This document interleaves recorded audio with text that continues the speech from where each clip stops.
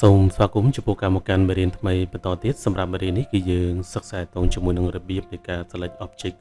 នៅក្នុងកម្មវិធី CorelDraw សូមបងប្អូនជួយចុច Subscribe ក៏ដូចជាចុចរូបសញ្ញាកណ្ដឹងដើម្បីទទួលបានវីដេអូថ្មីៗពីការចែករំលែកការប្រើប្រាស់កម្មវិធី CorelDraw អញ្ចឹងក្នុងការ select object ជាទូទៅយើងត្រូវឈរទៅលើ Pick tool អញ្ចឹងយើងយក cursor របស់យើងមក click កន្លែងនេះមកហើយយើងជ្រើសរើសយកពាក្យថា Pickដើម្បីធ្វើការ select យក object នោះយើងគ្រាន់តែ click ទៅលើ object ណាដែលយើងចង់ធ្វើការ select ឧបមាថាខ្ញុំចង់ធ្វើការ select ទៅលើរង្វង់នេះខ្ញុំ click លើវាមកអញ្ចឹងយើងបញ្ជាក់ថា object នេះត្រូវបាន select ដោយសារតែយើងឃើញមានការ៉េខ្មៅៗព័ទ្ធជុំវិញហើយបើយើងចង់ធ្វើការដោះ select វិញគឺយើងយក cursor របស់យើង click ទៅលើផ្ទៃទំនេរនៃសិលការងាររបស់យើងនេះ click ផ្ទៃទំនេរមកគឺវាដោះ select វិញខ្ញុំចង់ select អានេះខ្ញុំយក cursor របស់យើង click ទៅលើវាមកគឺ object នេះត្រូវបាន select ដោយសារតែយើងឃើញមានសញ្ញាការ៉េព័ទ្ធជុំវិញពណ៌ខ្មៅរបៀបនេះ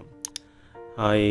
សម្រាប់ការ select object ច្រើនចាប់ពី2ឡើងទៅគឺយើង click ទៅលើ object ទី1ហើយដៃរបស់យើងចុចទៅលើ shift key នៅលើ keyboard ហើយ click ទៅលើ object ទី2 click ទៅលើ object ទី3ហើយនឹង click ទៅលើ object ទី4អញ្ចឹងអានេះគឺជាការ select ទៅលើ object ច្រើនចាប់ពី2ឡើងទៅហើយក្នុងការដោះ select វិញគឺយើងចុចshift វិញដដែលហើយ click ទៅលើ object ណាយើងចង់ដោះឧបមាខ្ញុំចង់ធ្វើការដោះទៅលើរង្វង់នេះអញ្ចឹងខ្ញុំ click ទៅលើវាដោយដៃរបស់យើងនឹងគឺចុចទៅលើ shift key នៅលើ keyboard ឃើញគឺដោះហើយខ្ញុំចង់ចុចវាតទៀតគឺវានឹងដោះតទៀតឬក៏មួយទៀតគេហៅថា marquee tool នោះគឺជា select ដែរប៉ុន្តែគេបង្កើតវាជារង្វង់ជាការ៉េឬក៏ជាចតុកោណកែងព័ទ្ធជុំវិញទៅលើ object ណាដែលយើងចង់ធ្វើការ select ឥឡូវឧទាហរណ៍ខ្ញុំចង់ធ្វើការ select ទៅលើ object រង្វង់ពណ៌បៃតងនេះហើយនឹងចតុកោណកែងពណ៌ក្រហមហើយនឹងពណ៌ខៀវអញ្ចឹងខ្ញុំ click ទាញរបៀបនេះដើម្បីបង្កើតជាព្រំដែនហើយយើងធ្វើម៉េចឲ្យ object ហ្នឹងនៅក្នុងព្រំដែននៃចតុកោណកែងដែលយើង click អូសហ្នឹងហើយយើងបន្លែងវាដល់ពេលណាយើងបន្លែងវាយើងឃើញថា object ទាំងនោះត្រូវបាន select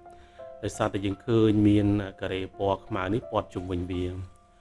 ហើយសម្រាប់មួយទៀតយើងអាចធ្វើការ select object ទាំងអស់មានន័យថាយើងអាច click ទាញរបៀបនេះឲ្យព័ទ្ធទៅលើ object ណាដែលយើងធ្វើការ select យកទាំងអស់នៅក្នុង select ការងាររបស់យើងហើយយើងបន្លែងវាមក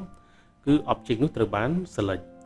ឬក៏មួយទៀតគឺយើងប្រើ shortcut key គឺយើងចុច control បូកជាមួយនឹងអក្សរ A ពេលណាយើងចុច control បូកជាមួយនឹងអក្សរ A គឺ object នៅក្នុង select ការងាររបស់យើងឬក៏ឯកសាររបស់យើងនោះគឺ object នោះត្រូវបាន select មួយទៀតគេហៅថា digger select នេះគឺសំដៅទៅលើការ select object ដែលស្ថិតនៅខាងក្រោយ object ផ្សេងទៀតឥឡូវយើងឃើញថា object ឥឡូវយើងឃើញថា object រង្វង់នេះគឺវានៅពីលើនៃចតុកោណកែងពណ៌ខៀវនេះអញ្ចឹងបើសិនបើយើងចង់ធ្វើការ select វាយើងយក cursor click លើវាប៉ុន្តែយើង select បានតែ object នៅខាងលើវារីឯខាងក្រោយរបស់វាគឺយើងអាច select បានទេលុះត្រាតែយើងប្រើ digger select ឬក៏យើងចូលទៅកន្លែង view យើងយកពាក្យថា wireframe បន្តមកទៀតយើង click ទៅលើ object ទៅលើដែលយើងចង់ធ្វើការ select នេះឧទាហរណ៍យើងចង់ select វាមក click លើវាមកបានតែបើសិនបើយើងស្ថិតនៅក្នុងករណីដែលយើងស្ថិតនៅក្នុង in hand mode នេះអញ្ចឹងដល់ពេលណាយើង click select ទៅលើ object គឺយើងបានតែ object នៅខាងមុខគេទេលុះត្រាតែយើងប្រើ digger select នោះគឺយើងចុចទៅលើ L ហើយយើង click ទៅលើ object ដែលនៅខាងលើគេអញ្ចឹងគឺវានឹង select ទៅលើ object ដែលនៅខាងក្រោយគេឥឡូវឧទាហរណ៍ទៀតឥឡូវខ្ញុំទាញអានេះដាក់មកកន្លែងស្លាស់បន្តិចហើយខ្ញុំអូសចតុកោណកែងពណ៌ក្រហមហ្នឹងដើម្បីធ្វើការ select តែគោលបំណងរបស់ខ្ញុំចង់ select ទៅលើ object រង្វង់នៅខាងក្រោយនោះអញ្ចឹងដើម្បី select ទៅលើ object នៅខាងក្រោយហ្នឹងគឺយើងចុចទៅលើ L ហើយយើងយក cursor របស់យើង click ទៅលើ